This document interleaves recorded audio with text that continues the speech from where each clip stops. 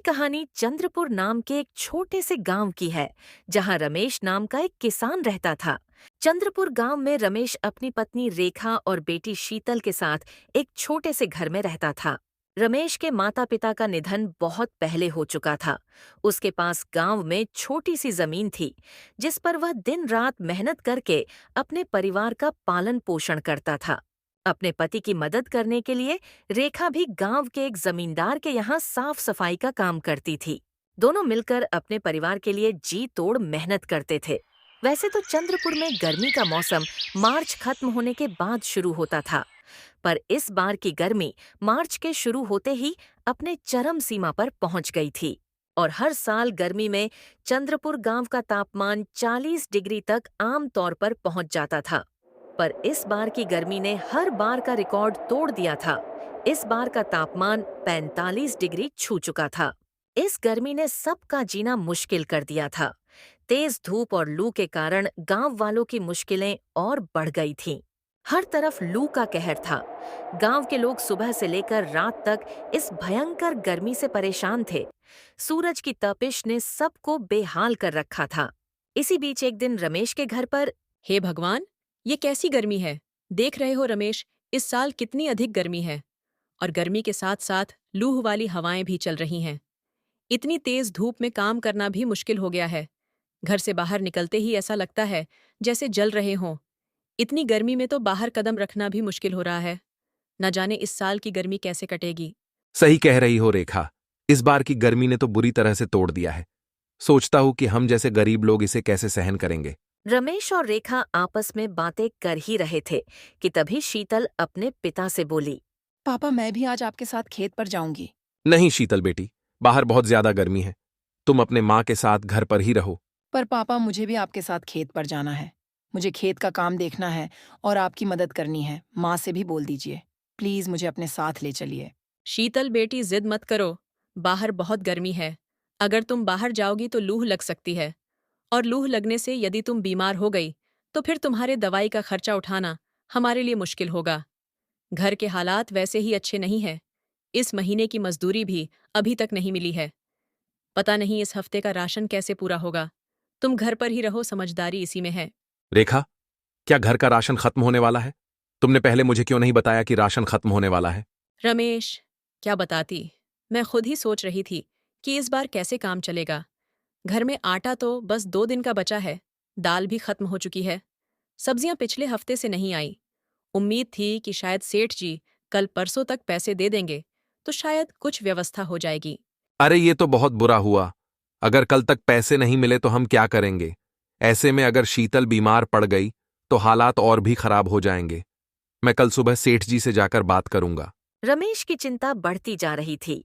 गर्मी और लूह ने पहले ही हालात मुश्किल कर दिए थे और अब घर में राशन खत्म होने की बात ने उसे और बेचैन कर दिया। वो रेखा और शीतल की तरफ देखता है, मानो उनसे कुछ कहना चाहता हो, लेकिन शब्द नहीं निकलते।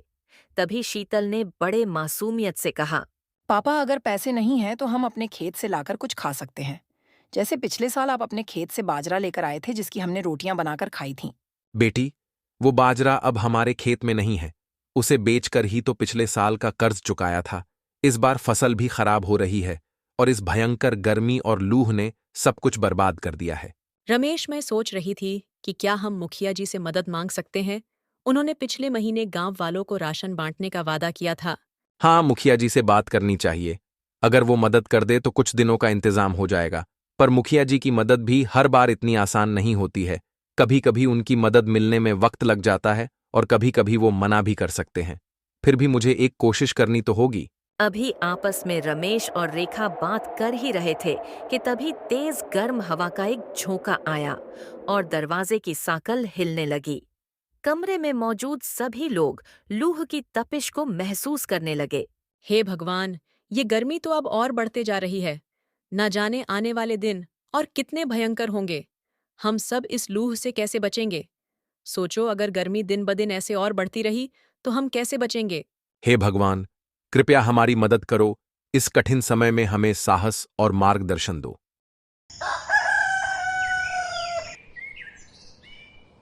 अगली सुबह रमेश ने तय किया कि चाहे जो हो वो मुखिया जी से मदद मांगने जाएगा, क्योंकि अब बढ़ते गर्मी और भूख ने उसे चिंतित कर दिया था।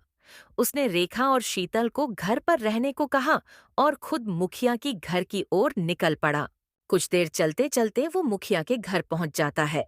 मुखिया जी, हमारे हालात बहुत बुरे हैं। घर में राशन पूरी तरह से खत्म हो चुका है। भीषण गर्मी और लूह के चलते कामकाज भी बंद हो गया है। अगर आप थोड़ी मदद कर दें तो आपका ये एहसान मैं जिंदगी भर नहीं भूलूंगा। रमेश, ये मेरी जिम्मेदारी थोड़ी है। हर कोई मदद के लिए मेरे पास ही आ जाता है। तुम लोगों को तो जैसे आदत हो गई है दूसरों पर निर्भर रहने की।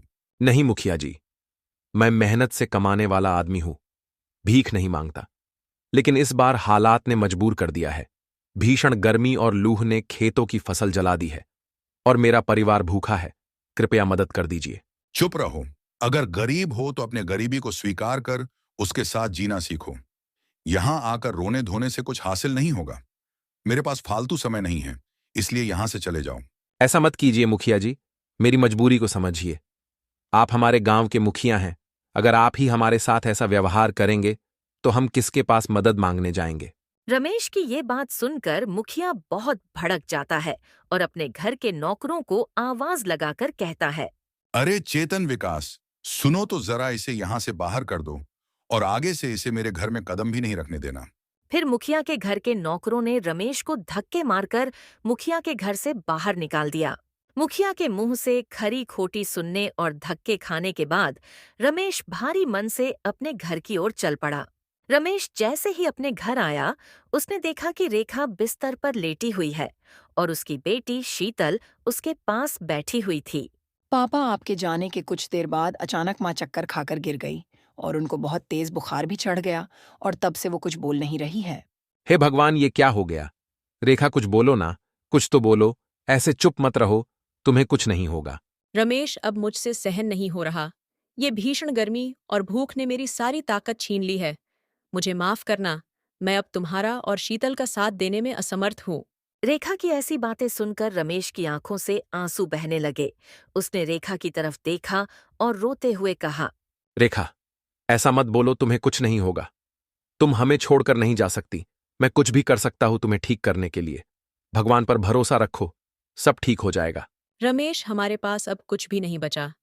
ये झुलसा देने वाली गर्मी और भूख ने मुझे पूरी तरह से तोड़ दिया है। अब मेरी बस एक ही इच्छा है जो तुम्हें पूरी करनी है। मेरे जाने के बाद शीतल का अच्छे से ख्याल रखना, उसे मेरी कमी कभी महसूस नहीं होने देना।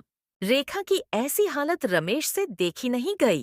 वो बहुत घबरा गया था, इसलिए वो फौरन अपने घर के बाहर आ गया और बाहर आकर वो अपने पड़ोसियों को आवाज लगाने लगा।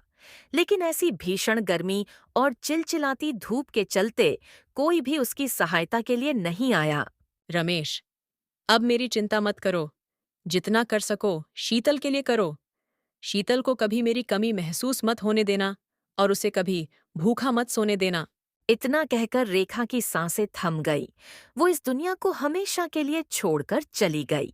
रेखा, ऐसा मत कहो। तुम मुझे छोड़कर नहीं जा सकती। हमारे पास तुम्हारे अलावा कुछ नहीं है। तुम्हारे बिना तो ये घर भी सूना हो जाएगा। तुमने हमेशा मेरा साथ दिया, अब तुम मुझे अकेले छोड़कर नहीं जा सकती हो। ये कहकर रमेश फूट फूट कर रोने लगा। उसके आंखों से आंसू रुकने का नाम नहीं ले रहे थे। वो महसूस कर रहा था कि उसकी पूरी दुनिया खत्म हो चुकी है। माँ, तुम उठो ना। देखो मैं कितना रो रही हूँ। प्लीज माँ उठो ना। पापा माँ हमें छोड़कर क्यों चली गई? क्या हमने कोई गलती की है? नहीं बेटी, हमने कोई गलती नहीं की है। ये सब तो नियति का फैसला है। शायद हमने पहले कोई गलती की होगी, जिसके बदले अब हमें इसका फल भुगतना पड़ रहा है।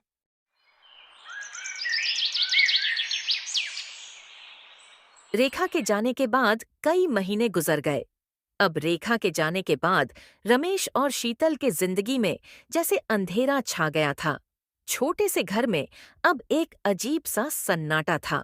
बिस्तर पर पड़ी रेखा की निशानी और उसकी जगह बस अब उसकी यादें रह गई थीं। रमेश कई रातों तक रेखा की याद में सो नहीं सका। पापा माँ हमें छोड़कर क्यों चली गई? क्या हम उन्हें वापस नहीं ला सकते? बेटी, तुम्हारी माँ ने हमें नहीं छोड़ा। वो अभी भी ऊपर से हमें देख रही है। अब हमें और मेहनत करनी होगी, क्योंकि तुम्हारी माँ चाहती थी कि हम कभी हार ना माने। रमेश की आंखें ये कहते हुए फिर नम हो गई। उसने शीतल की ओर देखकर अपने आंसुओं को रोक लिया, क्योंकि वो अपने आप को अपनी बेटी के सामने कमजोर नहीं दिखा सकता था। देखते देखते इसी तरह कई दिन और बीत गए। फिर एक दिन सुबह रमेश जब अपने घर के बाहर बैठा था, तभी गांव का सेठ मनोहर वहां पहुंचा और बोला, रमेश, अब तो 6 महीने बीत चुके हैं। मेरा कर्ज तुम अब तक नहीं चुका पाए हो। तुम्हें पता है ना, अगर तुम मेरे पैसे नहीं लौटा पाए तो मैं तुम्हारा घर और तुम्हारा खेत दोनों नीलाम करवा दूंगा। सेठ की बात सुनकर रमेश का चेहरा चिंता से भर गया। उसकी माथे की लकीरें और गहरी हो गईं।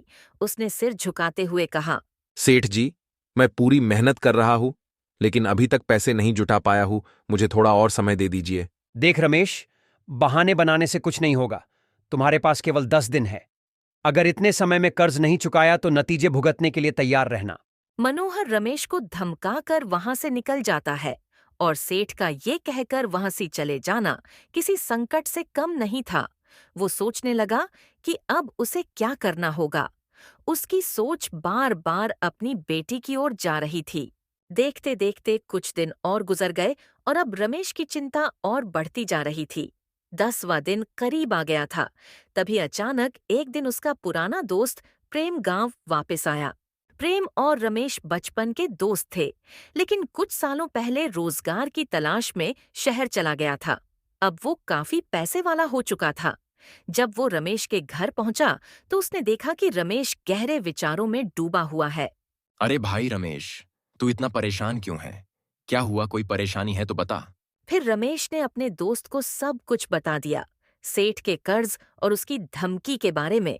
ये सब सुनकर प्रेम का दिल पिघल गया और उसने रमेश से कहा, रमेश, तू फिक्र मत कर। दोस्त क्या कहने के लिए होता है। ये ले, सारे पैसे लेकर जा और सेठ का कर्ज चुका दे। प्रेम की बात सुनकर रमेश की आंखों में आंसू आ जाते हैं। वो भावुक होकर बोला, प्रेम भाई, आज तुमने मुझे और मेरी बेटी को एक नई जिंदगी दी है। मैं तुम्हारा ये एहसान जिंदगी भर नहीं भूलूंगा। अगले दिन रमेश सीधा सेठ मनोहर के घर पहुंच गया और अपना सारा कर्जा चुका दिया। ये देख सेठ हैरान हो गया, लेकिन उसने अपने पैसे लेकर रमेश को कर्ज से मुक्त कर दिया। सेठ जी, मैंने आपके सारे पैसे चुका दिए हैं। अब आपके और मेरे बीच कोई लेन देन बाकी नहीं है। ये सब तो ठीक है रमेश, पर एक बात बताओ, इतने पैसे तुम्हारे पास आए कहां से? सेठ जी, पैसे कहीं से भी आए, पर आपके पैसे तो मिल गए ना। इतना कहकर रमेश वहां से निकल गया। चलते चलते वो कुछ दूर गया ही था, तभी उसे रास्ते में एक बूढ़ी औरत मिली, जो उसे परेशान देखकर बोली, बेटा, तुम्हारी पत्नी के बिना तुम्हारा जीवन अधूरा सा लग रहा है। मुझे पता है कि तुमने उसके लिए बहुत दुख और दर्द सहा है, लेकिन याद रखो, जीवन कभी थमता नहीं, इसीलिए आगे बढ़ते रहना होता है। बूढ़ी अम्मा की बातें सुनकर रमेश भावुक हो गया और उसकी आंखों में आंसू आ गए। फिर उसने भारी मन से कहा, अम्मा, आप सही कह रही हो। मेरी पत्नी के बिना मेरा जीवन सूना हो गया है। मैं अपनी बेटी शीतल के लिए खुद को संभालने की कोशिश कर रहा हूं, लेकिन कई बार ऐसा लगता है कि मैं हार जाऊंगा। क्या आप मुझे कोई तरीका बता सकती हो जिससे मैं अपनी बेटी की ओर अच्छे से देखभाल कर सकूं? रमेश की ऐसी हताश भरी बातें सुनने के बाद बूढ़ी अम्मा ने अपने पास से एक छोटा सा मिट्टी का मटका रमेश को दिया, परंतु वह मटका साधारण नहीं था। बेटा, तुम चिंता मत करो, मैं तुम्हारी मदद करूंगी। ये लो ये पवित्र मटका, इसे लेकर जाओ और अपने घर में भगवान के सामने रखकर सच्चे मन से प्रार्थना करो। भगवान तुम्हारी जरूर सुनेंगे, लेकिन ध्यान रहे, तुम्हें 7 दिनों तक इस मटके के सामने बैठकर अपने पत्नी के लिए प्रार्थना करनी होगी। रमेश ने बूढ़ी अम्मा की बातों को बहुत ध्यान से सुना और फिर बूढ़ी अम्मा से पूछा, अम्मा, क्या सच में इससे मेरी परेशानियां दूर हो जाएंगी? बेटा, विश्वास सबसे बड़ी शक्ति होती है। जब तुम किसी चीज के लिए सच्चे मन से प्रार्थना करते हो तो भगवान भी तुम्हारी मदद करने लगते हैं। अब जाओ और सच्चे मन से अपनी पत्नी के लिए प्रार्थना करो। फिर क्या था, रमेश ने अम्मा का धन्यवाद करके वो मटका लेकर अपने घर की ओर चल पड़ा। जैसे ही वो घर पहुंचा, शीतल दौड़कर उसके पास आई और कहा, पापा, आप कहाँ चले गए थे? मैं बहुत डर गई थी। अपनी बेटी को इतना परेशान देखकर रमेश अपनी बेटी से कहता है, बेटी, मैं कहीं नहीं गया था और तुम फिक्र मत करो, अब सब सही हो जाएगा। बस हमें भगवान पर भरोसा रखना होगा। रमेश ने बूढ़ी अम्मा से मिले मटके को अपने घर के मंदिर के पास रखा और गहरी सी सांस ली। उसके भीतर एक अजीब सी बेचैनी थी।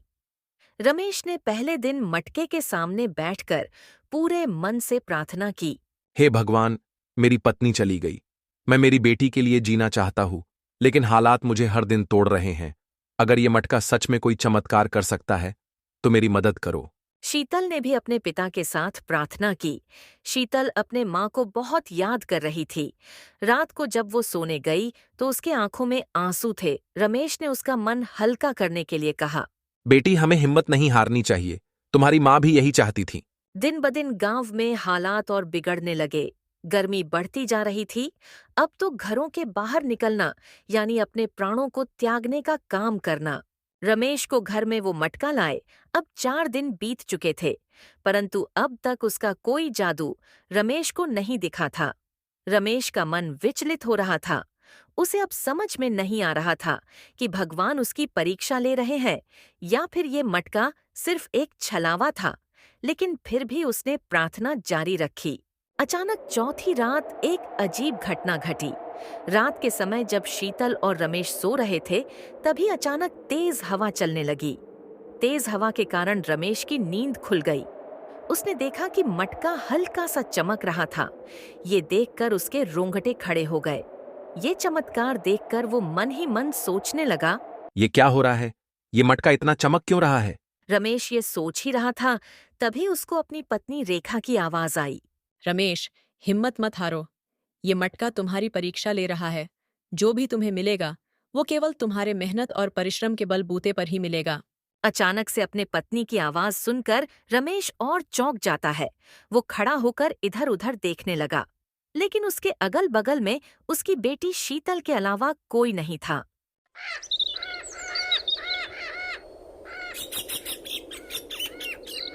घर पर राशन की कमी हो चुकी थी और रमेश की फसल भी पूरी तरह से खराब हो चुकी थी। इसलिए सुबह होते ही रमेश काम की तलाश में घर से निकल जाता है। सुबह जब रमेश काम की तलाश में गांव के बाजार में गया, तब उसको पता चला कि चंद्रपुर गांव के पास ही एक नई फैक्ट्री खुल रही है और वहां मजदूरों की जरूरत है। ये बात सुनकर रमेश सोचने लगा, अगर मुझे उस फैक्ट्री में काम मिल जाए तो शायद मेरी सारी मुश्किलें खत्म हो जाएं। रमेश ये बात सुनकर बहुत खुश हो जाता है और अपने घर की ओर चल पड़ता है। अभी रमेश अपने घर के बाहर पहुंचा ही था, तभी गांव में रहने वाले सुधांशु चाचा उसके घर के बाहर मिल जाते हैं। अरे रमेश बेटा, कहाँ से आ रहे हो? कहीं नहीं चाचा, बस बाजार गया था काम की तलाश में। पर बाजार गया तो सुना कि गांव के बाहर कोई फैक्ट्री खुलने वाली है, तो बस वहीं निकलने की तैयारी करने जा रहा हूं। अगर वहां काम मिल जाए तो मुझे घूम घूम कर काम करने की जरूरत नहीं पड़ेगी। क्या बात है बेटा, मैं भी तुम्हारे पास इसी सिलसिले में बात करने आया हूँ। मैं भी उसी फैक्ट्री में काम कर रहा हूँ और वहां के सेठ जी ने मुझे मेहनती और भरोसेमंद लोग लाने को कहा है। तो क्या कहते हो, कल चलोगे मेरे साथ सेठ जी से मिलने? चाचा नेकी और पूछ पूछ, मैं अभी सामान बांध लेता हूं और कल आपके साथ चलने की तैयारी करता हूं। फिर क्या था, अगली सुबह रमेश चाचा के साथ फैक्ट्री के लिए निकल जाता है। रास्ते में चलते चलते रमेश सिर्फ वो नौकरी पाने की इच्छा कर रहा होता है। कुछ देर बाद दोनों फैक्ट्री पहुंचकर सेठ के सामने खड़े हो जाते हैं। फैक्ट्री का सेठ रमेश को फैक्ट्री में काम करने की सारी जानकारी उसे बता देता है और रमेश को फैक्ट्री में काम करने के लिए रख लेता है और उसे अगले दिन से फैक्ट्री आने कहता है। काम मिलने की बात सुनकर रमेश बहुत खुश होता है और खुशी खुशी अपने घर के लिए निकल जाता है। काम मिलने की खुशी में रमेश अपनी बेटी शीतल के लिए आज बाजार से अच्छी अच्छी खाने की चीज लेकर घर आता है। पिता को इतना खुश देखकर शीतल भी बहुत खुश होती है और अपने पिता से इस खुशी का कारण पूछती है। क्या हुआ पिताजी, आज आप बहुत दिनों बाद इतने खुश लग रहे हो? हाँ बेटी, आज मैं बहुत खुश हूं। आज के बाद हमारी सारी तकलीफें खत्म हो जाएंगी, क्योंकि मुझे गांव के बाहर नई वाली फैक्ट्री में नौकरी मिल गई है। अभी रमेश अपने बेटी से बात कर ही रहा था, तभी वो मटका फिर से चमकता है और उसमें से रेखा की आवाज आती है। रमेश, अब से तुम्हें खूब मेहनत करनी होगी और शीतल को वो सारी खुशियां देनी होगी जिसकी वो हकदार है। अचानक रेखा की आवाज सुनकर शीतल और रमेश दोनों चौंक जाते हैं। तभी रमेश को याद आता है कि आज ठीक 7 दिन बीत चुके हैं इस मटके को घर लाकर। रमेश भी समझ जाता है कि उसकी पत्नी उस मटके से उसका हौसला बढ़ा रही थी और अब से वो बहुत मेहनत करेगा और अपनी बेटी शीतल को एक अच्छी जिंदगी देगा। दोस्तों, इस तरह रमेश की मेहनत और विश्वास ने उसे उसकी परेशानियों से निकाल दिया। गर्मी की मुश्किलों से जूझते हुए भी उसने हार नहीं मानी और आखिरकार उसे एक नई उम्मीद मिल गई। तो दोस्तों, कहानी आपको कैसी लगी हमें कमेंट में जरूर बताएं। अगर आपको हमारी मेहनत पसंद आई हो तो हमारे चैनल को सब्सक्राइब करना न भूलें और बेल आइकन दबाएं ताकि नई कहानियों की नोटिफिकेशन सबसे पहले आपको मिले। धन्यवाद।